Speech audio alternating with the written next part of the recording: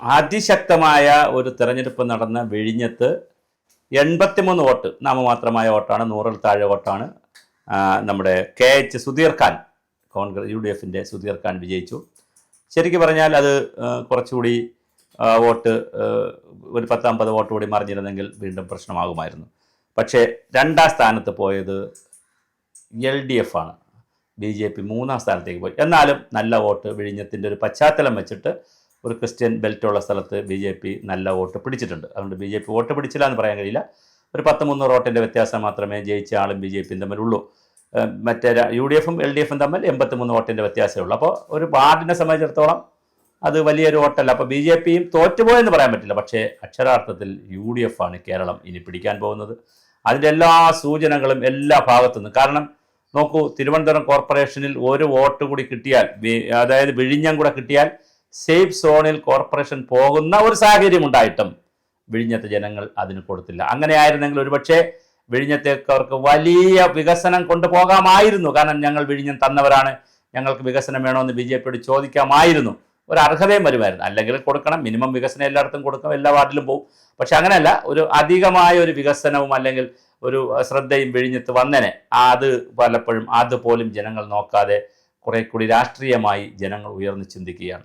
ചിലപ്പോൾ അതിനകത്ത് മതവും അതുമൊക്കെ കൂടെ. കാരണം ഇപ്പോൾ ക്രിസ്തീയ സമുദായവും ക്രിസ്തീയ മതവും ഒന്നടങ്കം ക്രിസ്തീയ സഭകളുമൊക്കെ കോൺഗ്രസ് അനുകൂല നിലപാടാണ് കേരളത്തിൽ എടുത്തുകൊണ്ടിരിക്കുന്നത്. അപ്പോൾ അതിൻ്റെ ഒരു പശ്ചാത്തലം ഉണ്ടായിരിക്കും. പിന്നെ വിഴിഞ്ഞം പദ്ധതിയുമായി ബന്ധപ്പെടുത്തി കേന്ദ്ര ഗവൺമെൻറ്റിനെയും സംസ്ഥാന ഗവൺമെൻറ്റിനെയും പ്രതിക്കൂട്ടിൽ നിർത്താൻ വിഴിഞ്ഞത്തുകാർ പ്രതിക്കൂട്ടിൽ നിർത്തിയാൽ അവർ കുറ്റം പറയാൻ കഴിയില്ല. കാരണം മോദി ഗവൺമെൻറ് ആയാലും പിണറായി ആയാലും വിഴിഞ്ഞത്തുകാരുടെ പ്രശ്നങ്ങൾ പരിഹരിക്കുന്നതിൽ ചില നിലപാടുകളുടെ പ്രശ്നം വന്നു. അപ്പോൾ അതിൻ്റെ എല്ലാം പ്രതിഷേധം ചിലപ്പോൾ വിഴിഞ്ഞത്തിൽ തീർച്ചയായിട്ടും കാണും. INTUC നേതാവും ഹാർബർ വാർഡിലെ മുൻ കൗൺസിലറുമായിരുന്നു.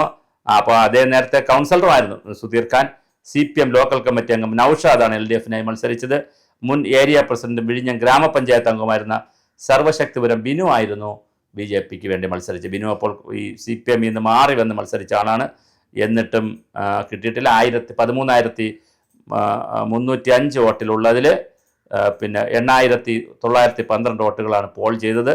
അതിൽ പിന്നെ 4,312 പുരുഷന്മാരും 4,599 സ്ത്രീകളും ഒരു ട്രാൻസ്ജെൻഡറുമാണ് വോട്ട് രേഖപ്പെടുത്തിയത്. നേരത്തെ ഇത് മാറ്റിവെക്കാൻ കാരണം സ്വതന്ത്ര സ്ഥാനാർത്ഥി ജസ്റ്റിൻ ഫ്രാൻസിസ് അവിടെ മത്സരിച്ചിരുന്നു. അദ്ദേഹം അവിടെ ചികിത്സയിലിരുന്ന് വാഹനാപകടത്തിൽ ചികിത്സയിൽ മരിച്ചു. അങ്ങനെയാണത് ജനുവരി 12 മാറ്റി ഇന്നലെ തെരഞ്ഞെടുപ്പ് നടന്നത്.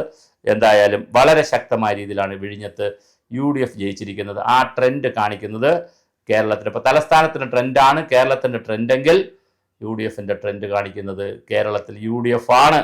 ഇനി 5 വർഷം UDF ആണ്. ആരെന്ത് സമരം ചെയ്താലും, BJP ശബരിമല സമരം ചെയ്താലും, എന്തൊക്കെ സമരം ആരൊക്കെ ചെയ്താലും, പക്ഷേ BJPക്ക് അനുകൂലമായ ഒരു നിലപാടല്ല വരുന്നത്, UDFനാണ്. എന്നാൽ പല മണ്ഡലങ്ങളിലും 2ാം സ്ഥാനത്തും BJP എത്താൻ സാധ്യതയുണ്ട്.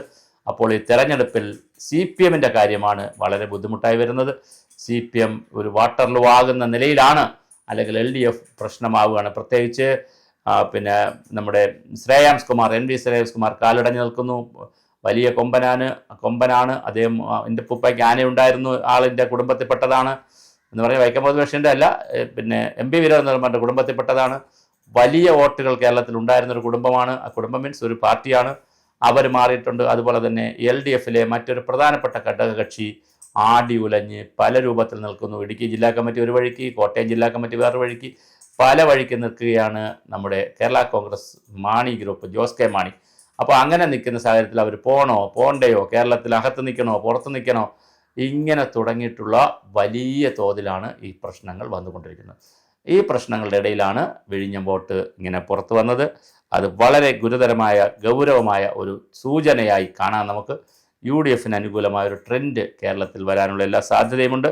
പ്രത്യേകിച്ച് ഇപ്പോൾ രാഹുൽ മാങ്കൂട്ടത്തിനെയൊക്കെ പുറത്താക്കി MLA സ്ഥാനം കൂടെയൊക്കെ കഴിഞ്ഞാൽ അത് പിന്നെ ആ കേസിന് വലിയ പ്രസക്തിയില്ല. പിന്നെ ശബരിമല കേസാണ്. ശബരിമല കേസിനെ സംബന്ധിച്ചിടത്തോളം LDF ഓരോ ദിവസം കഴിയുന്തോറും ഡിഫൻസിലേക്ക്, പ്രതിരോധത്തിൽ നിന്ന് പ്രതിരോധത്തിലേക്ക് തന്നെയാണ് പോയിക്കൊണ്ടിരിക്കുന്നത്. അതുകൊണ്ട് തന്ത്രിയിൽ മാത്രം നിൽക്കില്ല. തന്ത്രിയിൽ മാത്രം നിർത്തിക്കൊണ്ട് ആ കേസ് പോകാൻ കഴിയില്ല. മന്ത്രിയിലേക്കും മുൻ മന്ത്രിയിലേക്കും ദേവസ്വം ബോർഡ് മുൻ പ്രസിഡന്റിലേക്കും അതുപോലെ KP ശങ്കരദാസിലേക്ക് എല്ലാവർക്കും പോയേ കഴിയൂ. അപ്പോൾ സ്വാഭാവികമായിട്ടത് വലിയ പ്രതിസന്ധിയാണ് ഉണ്ടാക്കുന്നത്. ഇവിടെ ഒരു 83 വോട്ട് എന്ന് പറയുന്നത് കൂടുതലല്ല എന്ന് വേണമെങ്കിൽ പറയാം. ഞങ്ങൾ ഇത്രയും പിടിച്ചില്ലേ എന്ന് BJPക്കും പറയാം.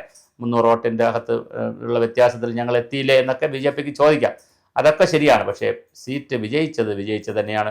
ഈ വിജയത്തോടു കൂടി LDFനുണ്ടായിരുന്ന 29 സീറ്റായിട്ട് നിൽക്കുകയും 20 സീറ്റ് ഉണ്ടായിരുന്ന 19 സീറ്റ് ഉണ്ടായിരുന്ന UDFന് അത് 20 സീറ്റായി മാറുകയും അങ്ങനെ 49ഉം 50 സീറ്റ് BJPക്കും അങ്ങനെ 99ഉം 2 സ്വതന്ത്രന്മാരും അങ്ങനെ 101 പേരടങ്ങുന്ന സമിതിയാണ്. അപ്പോൾ വീണ്ടും രാധാകൃഷ്ണനാണ് വിജയിച്ചിരിക്കുന്നത്. അതായത് കണ്ണമ്മൂല രാധാകൃഷ്ണനാണ് വീണ്ടും വിജയിച്ചിരിക്കുന്നത്. വിഴിഞ്ഞത്ത് ബിനു നമ്മുടെ BJPയുടെ ബിനു വിജയിച്ചിരുന്നെങ്കിൽ സ്വാഭാവികമായിട്ട് രാധാകൃഷ്ണൻ ഒരു പ്രഷർ കുറയുമായിരുന്നു. രാധാകൃഷ്ണൻ അല്ലെങ്കിൽ ഇപ്പം രാധാകൃഷ്ണൻ നല്ല രാധാകൃഷ്ണൻ്റെ പ്രഷർ BJPക്ക് ഉണ്ടായിരിക്കും. തീർച്ചയായിട്ടും സ്റ്റാൻഡിംഗ് കമ്മിറ്റി ചെയർമാനായിട്ടൊക്കെയുള്ള തെരഞ്ഞെടുപ്പിലൊക്കെ രാധാകൃഷ്ണൻ്റെ പേര് വരാൻ സാധ്യതയുണ്ട്. എന്തായാലും രാധാകൃഷ്ണൻ്റെയും കൂടി ഒരു സഹായത്തോടു കൂടി ഒരു സ്വതന്ത്രൻ്റെയും കൂടി സഹായത്തോടു കൂടി മാത്രമേ 5 വർഷവും BJPക്ക് ഭരിക്കാൻ കഴിയുകയുള്ളൂ. അല്ലെങ്കിൽ ഇനി ഒരു സ്വതന്ത്രനുണ്ട്, അദ്ദേഹം കൂടെ വരണം. എന്തായാലും തീർച്ചയായിട്ടും വിഴിഞ്ഞത്ത് UDF ആണ് ജയിച്ചിരിക്കുന്നത്. അതുകൊണ്ട് സുധീർ ഖാൻ ജയിച്ചിരിക്കുന്നു. അതുകൊണ്ട് ഇന്നിപ്പോൾ വേറൊന്നും ചെയ്യാനില്ല, ഇനിയിപ്പോൾ മറ്റൊന്നും ചെയ്യാനില്ല. കോർപ്പറേഷനിൽ തീർച്ചയായിട്ടും ഇങ്ങനെയാണ് പോകുന്നത്. ഇതിനിടയിലാണ് കോർപ്പറേഷൻ ഏരിയയിൽ BJPക്ക് കിട്ടിയിരിക്കുന്ന കോർപ്പറേഷൻ തെരഞ്ഞെടുപ്പിൻ്റെ പശ്ചാത്തലം വെച്ചുകൊണ്ട് BJP VV രാജേഷ് എന്നാൽ ഇന്നലെ പോയി ശംഖുമുഖത്ത് പോയി പ്ലാസ്റ്റിക് ഒക്കെ എടുത്തു. ദേശീയ യുവജന ദിനത്തിൻ്റെ ഭാഗമായി വിവേകാനന്ദ സ്വാമികളുടെ ജന്മദിനത്തിൻ്റെ ഭാഗമായി ദേശീയ തലത്തിൽ നമ്മൾ യുവജന ദിനം ആചരിക്കുന്നുണ്ട്. അതൊക്കെ വലിയ ചടങ്ങുകളായിട്ടാണ് മാത്രം നടക്കുന്നത്. പക്ഷേ എങ്കിലും കേരളത്തിൽ അത് ഒരുപാട് പരിപാടികൾ നടന്നു. യുവജന കമ്മീഷനും യുവജന ആളുകൾ കുറേ പരിപാടികൾ നടത്തി. അതിൻ്റെ ഭാഗമായി ശംഖുമുഖം കടപ്പുറം ശുചിയാക്കൽ പരിപാടി ഉണ്ടായിരുന്നു. അവിടെ VV രാജേഷ് മേയർ പോയി ശുചിയാക്കി. അത് വിഴിഞ്ഞത്ത് വയ്ക്കാമായിരുന്നു, വലിയ പരിപാടിയായിട്ട് വേണം. പക്ഷേ ഇന്നലെ തെരഞ്ഞെടുപ്പ് ദിവസം അവിടെ കൊണ്ട് വെച്ച് കഴിഞ്ഞാൽ അത് ചിലപ്പം പോലീസ് സമ്മതിക്കണമെന്നില്ല. അതിനകത്ത് വേറെ തെരഞ്ഞെടുപ്പ് ചട്ടത്തിൻ്റെ ലംഘനമൊക്കെ ആവും. അതുകൊണ്ട് അത് അനുവദിക്കത്തില്ല. എന്തായാലും ശംഖുമുഖത്ത് അതൊക്കെ ചെയ്തു. പക്ഷെ അങ്ങനെയൊക്കെ VV രാജേഷ് ഇറങ്ങി പാൻറ്റും കോട്ടും അല്ല ഷർട്ടും ഒക്കെ ഇട്ട് പിടിച്ചിട്ടും വോട്ടായില്ല. അതൊന്നും BJPക്ക് വോട്ടയക്കാൻ കഴിഞ്ഞില്ല. BJP വീണ്ടും 3ാം സ്ഥാനത്തേക്ക് പോയി.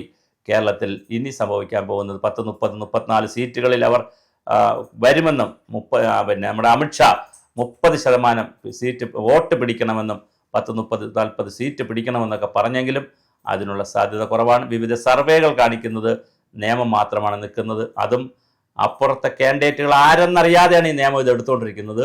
UDFിലെ കാൻഡിഡേറ്റ് ആരെന്നറിയില്ല, LDFിലെ കാൻഡിഡേറ്റും ആരെന്നറിയില്ല. ശിവൻകുട്ടിയാണെന്നുള്ള കൺസെപ്റ്റിലും അപ്പുറത്ത് GV ഹരിയും അല്ലെങ്കിൽ കരമന മണക്കാട് സുരേഷും എന്നൊക്കെ ഉള്ള കൺസെപ്റ്റിലാണ് ഇപ്പോൾ വോട്ടേഴ്സ് ഇതെടുക്കുന്നത്. അത് നമ്മുടെ ഈ സർവേകളൊക്കെ എടുക്കുന്നത്. അത് രാജീവ് ചന്ദ്രശേഖരനെതിരെ ശക്തനായ എതിരാളി ആരാണെന്നറിയില്ല. അതിശക്തനായ എതിരാളിയാണെങ്കിൽ ഇപ്പോൾ ശശി തരൂരിനെ പോലെയുള്ള ആളുകൾ അല്ലെങ്കിൽ കെ മുരളീധരനെ പോലെയുള്ള ആളുകൾ അതിശക്തരായ എതിരാളികളാണെങ്കിൽ ശശി തരൂർ നമ്മുടെ രാജീവ് ചന്ദ്രശേഖരൻ്റെ കാര്യവും ബുദ്ധിമുട്ടിൽ വരും. അപ്പോൾ എന്തായാലും BJPക്ക് എത്ര സീറ്റ് എന്നുള്ളതിനെ സംബന്ധിച്ചും ചില ചർച്ചകൾ നടക്കുന്നു. വളരെ വലിയ ബഹളമാണ് ഇനിയിപ്പോൾ വരാനിരിക്കുന്നത്. തെരഞ്ഞെടുപ്പിൻ്റെ ആരവമായി കഴിഞ്ഞു. എല്ലാ സ്ഥലത്തേക്കും സ്ഥാനാർത്ഥികളെ നിർണ്ണയിച്ചുകൊണ്ടുള്ള പ്രവർത്തനങ്ങൾ നടക്കുകയാണ്. അപ്പോൾ വിഴിഞ്ഞം വളരെ ഗൗരവതരമായ ഒരു ചൂണ്ടുപലകയാണ്. എവിടെയൊക്കെ ഉപതെരഞ്ഞെടുപ്പ് നടന്നോ അപ്പോഴൊക്കെ കോൺഗ്രസ് ആണ് ജയിച്ചിരിക്കുന്നത്.